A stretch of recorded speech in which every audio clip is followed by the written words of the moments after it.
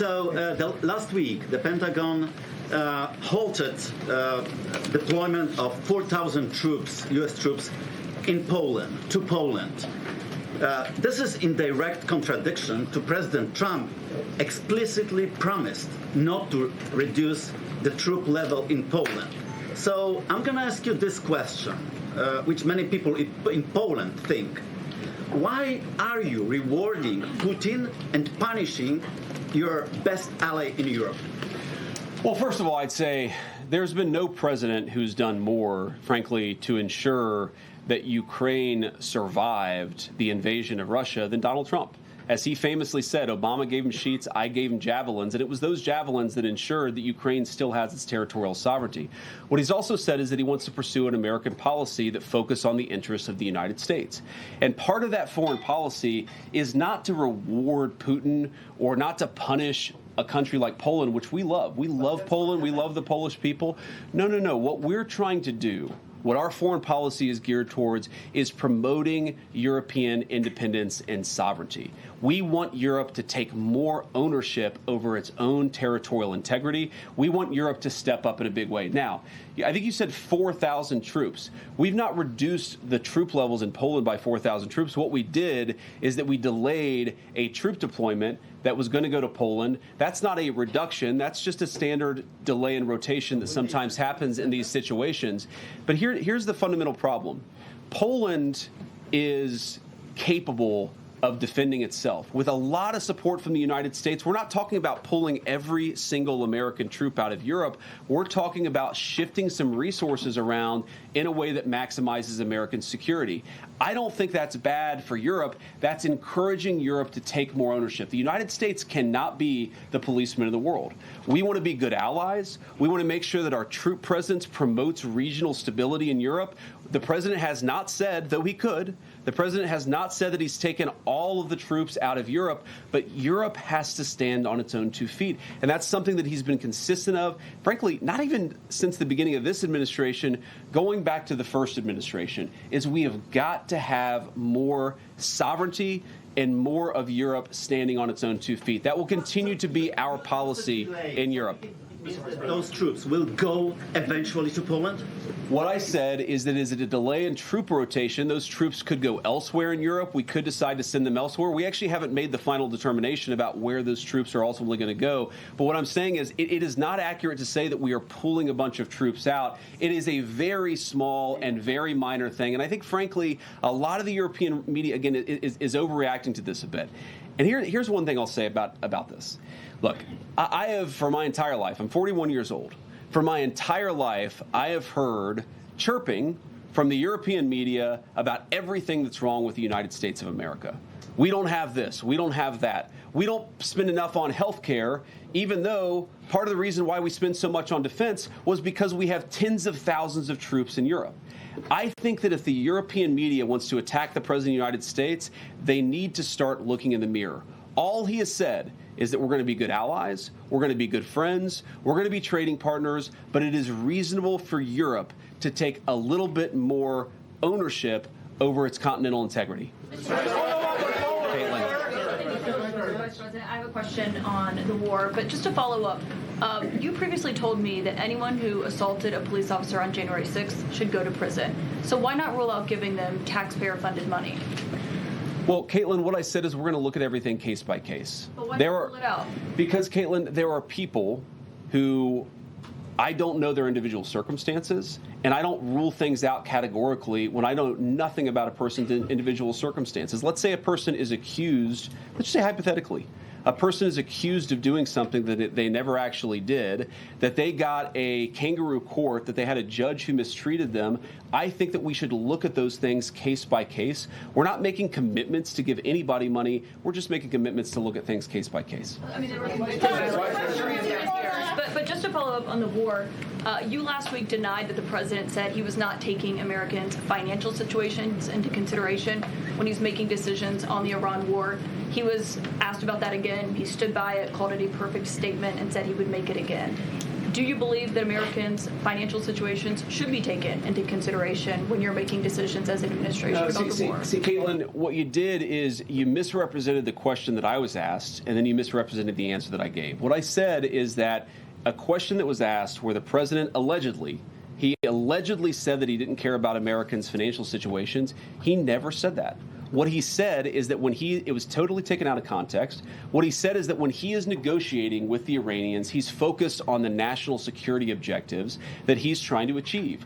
Of course, the president has a mandate to be focused on a number of things. And I guarantee you every single day, I have conversations with him about it. Every single day, he's worried about his fellow Americans. He wants them to be prosperous. He wants them to thrive. He wants them to have good jobs. That's why we've done the things and taken the steps that we've taken in order to create record job growth, in order to create record wage growth, in order to induce trillions of dollars of new investment into our country. That's because he cares about that stuff. What he also said is that when he's talking to the Iranians, he's talking to the Iranians about questions, of course, of national security, like their nuclear program. You could hold two thoughts in your head at the same time, that the president cares about financial security for Americans, but also when he's negotiating with the Iranians, he's talking about the issues that are germane to the concerns of that particular conflict. Going back to the price tag for this DOJ fund, $1.8 billion. You have people that can't afford groceries. Gas is high. People are making sacrifices in their personal lives to accommodate for this rise in prices. People are telling us that they feel financially worse off. They're very concerned about the uncertainty. How can you justify that amount of taxpayer money for that fund when people are struggling? What do you say to Americans who wonder why this fund is getting all this money and I can't afford basic life amenities? Well, let me say a couple things about that. First of all, you said $1.8 billion, and it's important for people to realize we're not just writing a $1.8 billion check. We're going to take a lot of people who are going to apply and say that they have been mistreated by their government. We're going to handle those situations case by case, and if we determine they were, in fact, mistreated by their government, we think it's reasonable to give them just compensation. But when you talk about funds and pots of money that are out there, I mean, thanks to Donald Trump's leadership and the Working Families Tax Cut, we put $40 billion into a rural health care fund in order to stop the closure, or at least prevent some closure, of rural hospitals and rural clinics that had been decimated under the Biden administration. We had a piece of tax legislation that put hundreds of billions of dollars into the pockets of families. No taxes on Social Security, no taxes on overtime, no taxes on tips. So I reject the idea that we can't walk and chew gum at the same time. We can give just compensation to people who are mistreated by the government.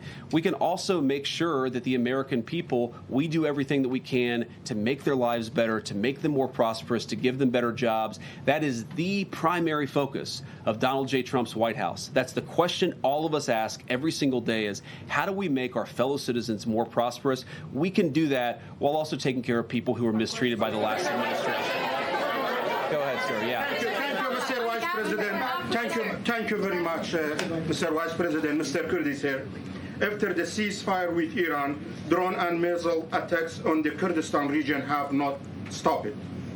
That happened yesterday as well. What is your position on this issue, and what do you expect from the new Iraqi government regarding the control of militias? Well, as you know, you've asked the president this question before, and we certainly love the people of Kurdistan. Anytime that drone attacks or missile attacks are hitting anybody, but particularly civilian populations, that's not something we like to see at all. And it's one of the things that sometimes happens. Unfortunately, these ceasefires, they're not always perfect. We've seen that in Gaza. We've seen that certainly in Iran and some of its neighbors. But we have seen a significant reduction in violence over the last few weeks of the ceasefire. And look, fundamentally, the president's been quite clear. This is going to go, again, in one of two directions. We're going to restart the war, which is not the preference of the president in the United States. We're going to restart the operation, or we're going to strike a deal, and I think that's an important thing. That's what we're focused on, and that's what we're going to keep on working for. Okay. It is very... Okay.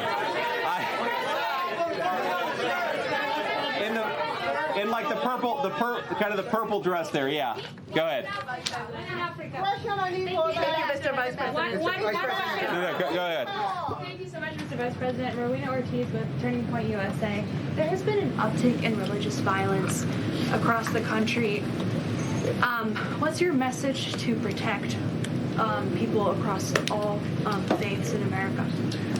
I appreciate that question. Obviously, Turning Points would know a lot about this issue. As we talked about earlier, you guys have been the subject of a fair amount of violence yourself. I guess what I would say is the principle of religious violence is particularly disgusting, especially in the United States of America. And as a devout Christian, I would say it's one of the most anti-Christian things and anti-American things that you could do.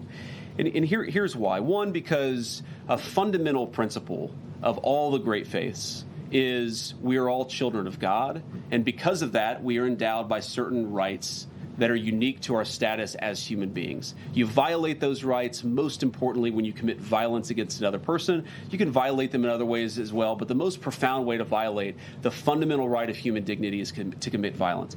But here's why the religious piece of it is particularly egregious. One of the fundamental American rights that I think came from our Christian heritage as a civilization is the idea that we respect people's religious freedom, in part because we respect them as human beings, but also because we respect their right to find their own pathway to God.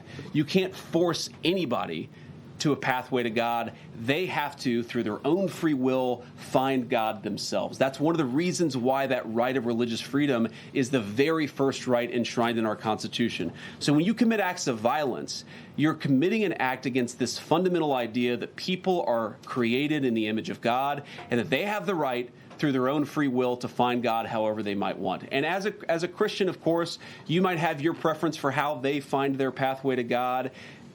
They have to find that choice. And anybody who would commit violence against another human being in the name of religion is, I think, doing something that is a violation, of course, of the laws of man, but I think more importantly, it is a fundamental violation of the laws of God.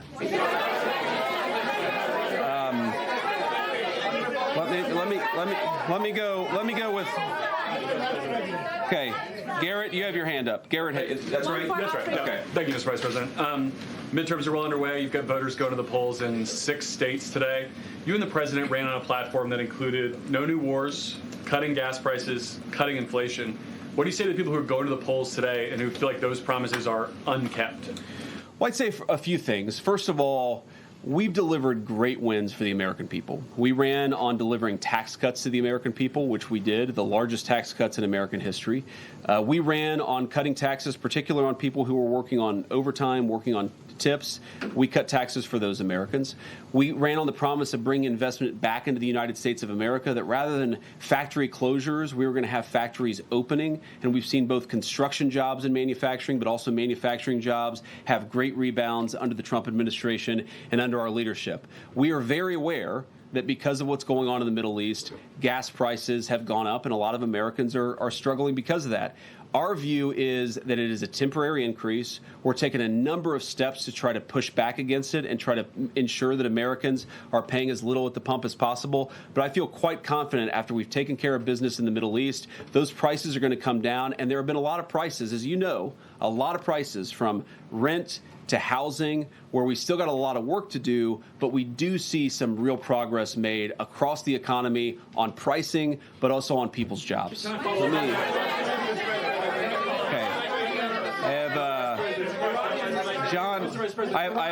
going to call on John. I'm just going to start calling John Rosh. John Rosh with the Daily Mail. Yes. Great to see you. Thank you. Great to see you too. Thank you. So Trump initially said that the war would last 6 weeks. It's been going on for 11 weeks and 3 days. What's your message to the American people as to why it's gone on so long and it hasn't ended yet?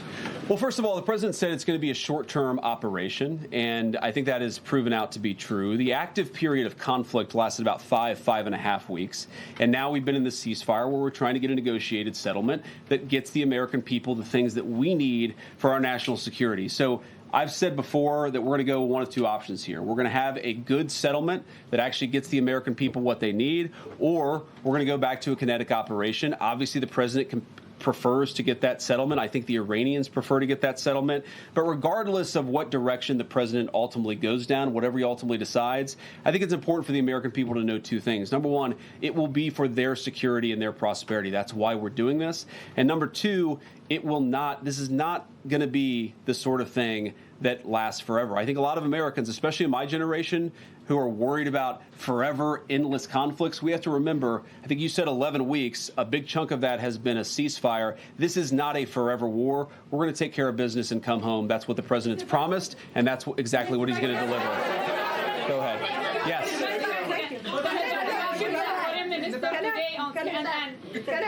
No, the orange. Yeah. Guys, please don't shout over each other.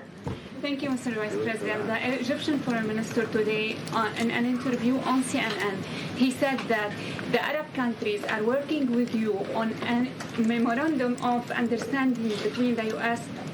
and Iran that can lead to a deal. Can you confirm that? And one other question also on Iran. You've spent over than 20 hours with the Iranian negotiating. Do you believe that other countries may be able to achieve what those negotiations could not? Well, I think that the purpose of our initial negotiation was, one, to establish some relationships between two countries that hadn't talked directly in a very, very long time. And number two, just to get the pathway started to negotiation. I don't think any of us, meaning me, Jared Kushner, and Steve Witkoff, had any great confidence that we were going to be able to reach a deal. But we did think we were going to take important steps along the pathway to reaching a deal, and we did. Now, you asked what the Egyptian foreign minister said. I haven't seen those comments, so I won't comment on them myself. What I'd say is I'm not going to detail what's going on in the negotiation. There's a lot of back and forth. A lot of good progress is being made. But we're just going to keep on working at it. And eventually, we'll either hit a deal or we won't. But we're going to keep on working at it. And I think it's important for us to actually privately have these conversations, because sometimes when you're doing a negotiation and you put everything out there in public, it actually complicates things more than it should. So we're going to keep these negotiations private until we've got something, of course, to tell the American people, and at that time we will. Okay. Is that a magenta tie? It's hard to tell. It's like a purple tie there, right? Thank you, Mr. Vice President. Thank you, Mr. So this guy insists that he has the real purple tie. So I'll give you a question, too. Go ahead. Thank you, Mr. Vice President. Two questions for you, one on Iran and one on China, given the president's trip last week to Beijing. On Iran, you met on April the 11th with Iranian negotiators, including the foreign minister. Is it your sense, Mr. Vice President, that they're just stringing the U.S. along? That's the sense from lawmakers from both parties. And then on China, you come from a state that manufactures a lot of automobiles. Is it your sense that within this term that you have with the president, that China-branded vehicles will be sold right here in America? Well, I think that what the president has shown a willingness to do, unlike any president in my lifetime, is to protect the American automotive industry. We are not going to let the American automotive industry disappear. There are a lot of ways in which we've reinvested, in which we've tariffed foreign competitors to ensure that American car workers, American auto workers, and the products they develop are going to be made right here in the United States of America and also available right here in the United States of America. I think it's important for just the American people. I want to make this point. Car manufacturing is one of those skills that when it disappears, it's hard to regain. And when you've got people who can build complex machines, and our great workers in Ohio, Michigan, and elsewhere, they do a very good job. They also, God forbid, in times of national emergency, can be called on to manufacture other complex machinery. So it's very, very important that we protect that native auto industry. The president has done more on this than anybody, but we're certainly going to keep on working at it. You asked about being strung along. Look, you never know until you know. Right? What all we can do is negotiate in good faith, try to find a pathway that accomplishes the president's objectives, that accomplishes the national security interests of the American people, and gets this thing in a good place. I think somebody earlier asked this question. I am not certain, and I'm not going to be certain until we sign a deal that we have a deal, but I feel confident enough to keep on doing the work and to try to find a good deal for the American people, and that's what I'm going to do. So the guy with the real purple tie, I will give you the final question, and then I'm going to have to hit the road. Thank you, Mr. Vice President. Sorry, So he- this guy and then the very tall guy here. We'll give him one more. Sorry, I can't get to everybody. Marco's right. This really is chaos. This is crazy. Yeah. You guys got to behave yourself. We'll be here for a little bit. Thank you, Mr. Vice President. The president's financial disclosures were released recently, and they showed a lot of stock trades in companies that he has talked up at events, official events at the White House, on his True Social account, sometimes even putting the stock ticker symbols in his posts and encouraging people to buy their stock. Americans, according to recent polling, are increasingly describing the president as corrupt. And trading stocks... This is a hell of a question. Thank you, sir. Trading individual stocks is something that you said that public officials should not be able to do when you ran for Senate all those years ago.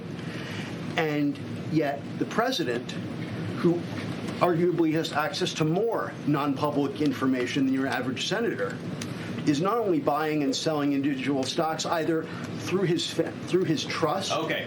What's the question? The question is, the question, sir, is how can you and your administration argue to Americans that you're cleaning up corruption, you're preventing fraud, you're fighting the sorts of things that harm people and people's financial situations, when the president seems to be talking up stocks that he owns, selling them, and enriching himself? Okay, so here, let me answer your question here. That was a doozy. Before I answer your question, I want to just observe there are different ways to ask a question. Okay, you can just ask a question, try to get your answer, or you could do like a speech where you say, Mr. Vice President, you're a terrible human being, and so is the president, and so is the entire cabinet, and then I'm like, what's your question? And then your question is, how dare you? Come on, man. Have a little bit of objectivity in the way that you ask these questions, because there were a lot of things in that speech masquerading as a question that didn't actually get asked, okay? Number one, the president doesn't sit at the Oval Office on his computer on his Robinhood account buying and selling stocks. That's absurd. He has independent wealth advisors who manage his money. He is a wealthy person. He has had success in business. He's not making these stock trades himself. And your question imputes that. It doesn't say it exactly, but a reasonable person listening to that question would assume the president is sitting around and doing that. He's not. Second of all, you're right. I am a big fan of banning members of Congress from trading stocks. So is the President of the United States. All of us believe that nobody should be taking proprietary information gained from public service and buying and selling stocks. We want to ban that. We want to ban that process. And I think the way to lead by example is banning that process, banning that approach, and making it illegal, which is exactly what the president has proposed doing. Okay. Yes. Sir, Jordan Conrad's with Gateway Pundit. I'll try to make this short. There was, you might have seen this, there was a massive United Kingdom rally in London just last weekend. They were protesting mass illegal immigration and the replacement of British culture. What message do you think this should send to globalist European leaders and to leaders here? And also, I wanted to ask about several House members are revamping this push to pass it's called the Dignity Act, but it's really just an amnesty bill giving work visas and allowing millions of illegals to stay in the country. Is that something the White House wants to see stopped in the House? Well, number one, I don't like giving amnesty to anybody. Number two, since you asked about Great Britain and the United Kingdom rally, one of the great ironies of this job is that for the past couple of years, you see these protests break out all over the country, and sometimes they're fairly well attended, and sometimes they're very poorly attended. Everybody holds these signs saying "No Kings," right? And how many Democratic lawmakers have I seen holding up signs that say "No Kings"? They are very, very insistent that we not have kings. And then King Charles comes to the congressional chamber, and these guys break out in rapturous applause. So maybe they don't care so much about kings as they pretend that they do. Maybe they just don't like the agenda that we're implementing that's actually making American workers and American families safe and prosperous again. But to answer your question about this immigration issue, look, one of the problems that we have in all of Western societies is that we have a lot of people who've decided, Wall Street bankers, corporate lobbyists, and government officials, that what the United States and what the West need is more and more cheap labor. What we believe in this White House is what we need more and more of is high wages for American workers and investing in our own people.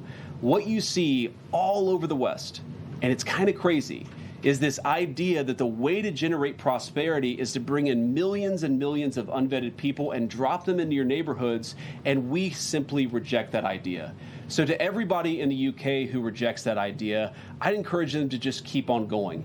It's okay to want to defend your culture. It's okay to want to live in a safe neighborhood. It's okay to want your job to go to yourself and your neighbors and not to a stranger who you don't even know. It is reasonable for the people in Western societies to want to control who comes into their country and who doesn't. A lot of people, frankly, a lot of people in the media have tried to persuade all of those people that it's somehow racist to want to protect your borders, even though very often the very people who are most affected by low-wage immigration are lower-income Black and Hispanic Americans right here in the United States of America, and I guarantee that's true in the UK. So we believe in making America great again. You can't do that unless you protect your borders. I'd encourage our friends in the UK to follow the same path. Thank you all. Good to see you.